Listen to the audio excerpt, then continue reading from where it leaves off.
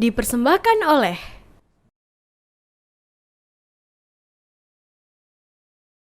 Assalamualaikum warahmatullahi wabarakatuh. Alhamdulillahi wa kafa wassalatu wassalamu ala rasulillahil mustafa wa ala alihi wa sahbihi wa man wafa.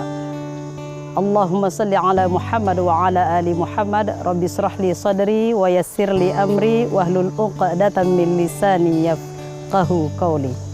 Pemirsa TV-mu yang dimuliakan Allah Subhanahu wa taala, pada kesempatan ini saya ingin menyampaikan satu materi tentang kurikulum Nabi Muhammad sallallahu alaihi wasallam di dalam menghadapi bulan Ramadan. Allah Subhanahu wa taala dalam surat Al-Baqarah ayat 183 seperti yang sudah kita hafalkan bersama. A'udzubillahi minasyaitonirrajim. Bismillahirrahmanirrahim. Kutiba alaikumusyamu kama kutiba alal ladzina min qablikum la'allakum tattaqun. Diwajibkan atas kamu sekalian untuk berpuasa di bulan Ramadan sebagaimana Allah memerintahkan puasa bulan Ramadan kepada orang-orang sebelum kamu agar kamu termasuk orang-orang yang bertakwa. Puasa di bulan Ramadan bukan hanya sekedar kita mengetahui kewajiban dan menggugurkan kewajiban di bulan Ramadan. Akan tetapi yang kita harapkan dari puasa di bulan Ramadan adalah bagaimana kita melaksanakan ibadah puasa di bulan Ramadan dengan benar. Maka benar di sini adalah ketika bagaimana bulan Ramadan dapat memberikan keberkahan di dalam puasa yang kita laksanakan. Karena Allah Subhanahu wa taala membuka semua pintu surga dan menutup pintu neraka. Lalu keberkahan yang Allah berikan di bulan Ramadan adalah bagaimana Allah Subhanahu wa taala melipat gandakan amal-amal yang kita laksanakan pada bulan Ramadan. Kemudian benar yang kedua di dalam menjalani bulan Ramadan adalah bagaimana bulan Ramadan memberikan kemanfaatan, memberikan kebaikan-kebaikan atau ziyadatul khair di dalam kehidupan kita, sebagaimana sholat yang berfungsi tatanha 'anil fahsya'i wal munkar, yaitu mencegah perbuatan yang keji dan mungkar. Lalu kemudian puasa yang benar itu adalah bagaimana puasa memberikan solusi terhadap persoalan hidup yang sedang kita hadapi. Maka Allah Subhanahu wa taala mengatakan, ketika kamu mendapatkan persoalan hidup, Allah katakan wasta'inu bis-sabri was-salat. Bersabarlah dan memintalah kepada Allah Subhanahu wa taala dengan salat. Pemirsa TV-mu yang dimuliakan Allah Subhanahu wa taala, maka di dalam melaksanakan ibadah puasa pada bulan Ramadan tentu ada pedomannya. Maka pedoman inilah yang dinamakan dengan kurikulum Nabi Muhammad sallallahu alaihi wasallam di dalam menghadapi bulan Ramadan. Yang pertama yang dilakukan oleh Nabi Muhammad sallallahu alaihi wasallam di dalam menjalankan bulan Ramadan sebagai tuntunan kita sebagai umat Islam, maka adalah bagaimana kita banyak-banyak berinteraksi dengan Al-Quran. Mengapa Rasulullah Sallallahu Alaihi Wasallam mengajarkan kepada kita untuk banyak-banyak berinteraksi dengan Al-Quran? Karena dengan banyak berinteraksi dengan Al-Quran akan memberikan kelembutan hati kepada kita. Kemudian akan memberikan rahmat. Dan yang ketiga adalah Al-Quran dapat menjadi penyembuh penyakit.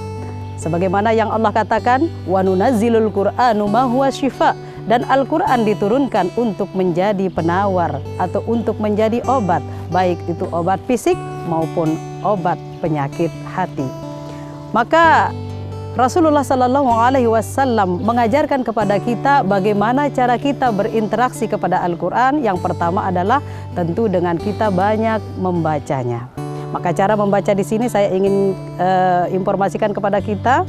Kalau pada zaman sahabat Nabi barangkali bisa membaca Al-Quran dalam satu hari 30 juz, maka kita sederhana saja bagaimana kita berikhtiar untuk membaca Al-Quran 1 juz dalam satu hari. Minimal 5 menit sebelum subuh, 5 menit setelah subuh, dan selanjutnya sehingga kira-kira Al-Baqarah yang berjumlah 1 juz 143 dapat terselesaikan dengan menit yang kita siapkan. Kemudian yang kedua yaitu berinteraksi dengan Al-Quran tentu memberikan efek yang sangat luar biasa terhadap rohani kita. Dan yang kedua yang dilakukan oleh Rasulullah Sallallahu Alaihi Wasallam di dalam melaksanakan ibadah puasa di bulan Ramadan adalah bagaimana kita menggiatkan infak. Maka infak di sini adalah infak yang berupa harta tentunya, baik itu uang, kemudian makanan dan pakaian. Maka Allah Subhanahu wa taala memberikan ganjaran kepada orang-orang yang suka berinfak.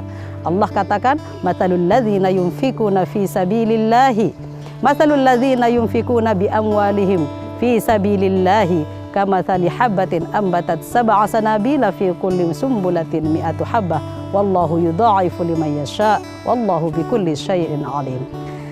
Orang yang berinfak itu diumpamakan seperti sebuah biji yang ditanam, kemudian biji yang ditanam ini akan menumbuhkan 7 tangkai dan 1 tangkai akan menghasilkan 100 biji. Maka Allah Subhanahu wa taala mengatakan, 1 kali kita berinfak Allah akan berikan 700 ganjarannya. Pemirsa TV-mu yang dimuliakan Allah Subhanahu wa taala, yang ketiga yang dilakukan oleh Rasulullah Sallallahu Alaihi Wasallam di dalam menghadapi bulan Ramadan adalah tentu dengan memperbanyak menebar kebaikan-kebaikan. Maka Rasulullah Sallallahu Alaihi Wasallam mengatakan, "Man dalla ala khairin falahu mithlu ajri fa'ilihi." Barang siapa yang menunjukkan satu kebaikan, maka kebaikan itu akan sama pahalanya dengan orang yang melakukan kebaikan itu sendiri. Contohnya, memberikan berbuka kepada orang yang sedang berpuasa, maka nilainya sama dengan orang yang sedang melakukan ibadah puasa.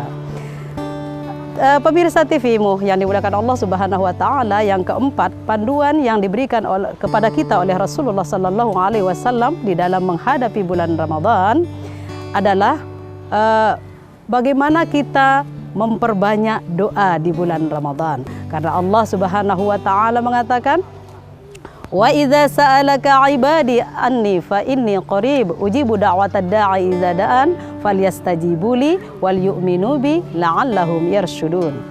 Apabila dikatakan kepadamu, wahai Muhammad, tentang aku, maka katakan bahwa aku adalah dekat. Allah Subhanahu wa taala akan menjawab permohonan hambanya dan akan memberikan apa yang ia minta. Maka berimanlah kepadaku agar kamu termasuk orang-orang yang benar. Yang kelima adalah bagaimana kita bertakarrub kepada Allah Subhanahu wa taala, mendekatkan diri kepada Allah Subhanahu wa taala. Sebagaimana Nabi Adam alaihissalam ketika melakukan dosa, Nabi Adam alaihissalam meminta ampun kepada Allah Subhanahu wa taala sebagaimana yang diabadikan di dalam Al-Qur'an. Rabbana zalamna anfusana wa illam taghfir lana wa tarhamna wa nakunanna minal khasirin. Ya Allah, kata Nabi Adam, apabila kamu tidak mengampuniku, apabila engkau tidak menyayangiku, maka aku sesungguhnya orang-orang yang merugi.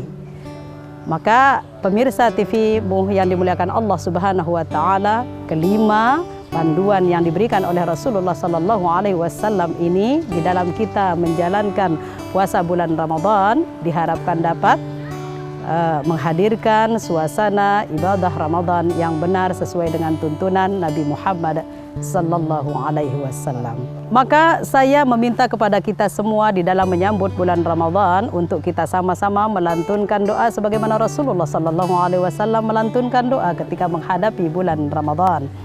Allahumma ahillahu bil yumni wal imani was salamati wal islami. Ya Allah, berikanlah bulan Ramadan yang datang kepada kami ini dengan penuh kegembiraan, kemudian dengan penuh keimanan, dengan penuh keselamatan dan penuh keislaman. Rabbi wa rabbukallah, Tuhanmu, Tuhanku adalah Allah Subhanahu wa taala. Maka kita berpasrah diri kepada Allah Subhanahu wa taala setelah kita berikhtiar menjalankan ibadah puasa Ramadan dengan benar.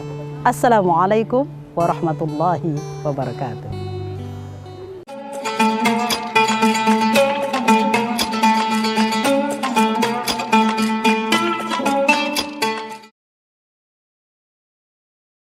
Dipersembahkan oleh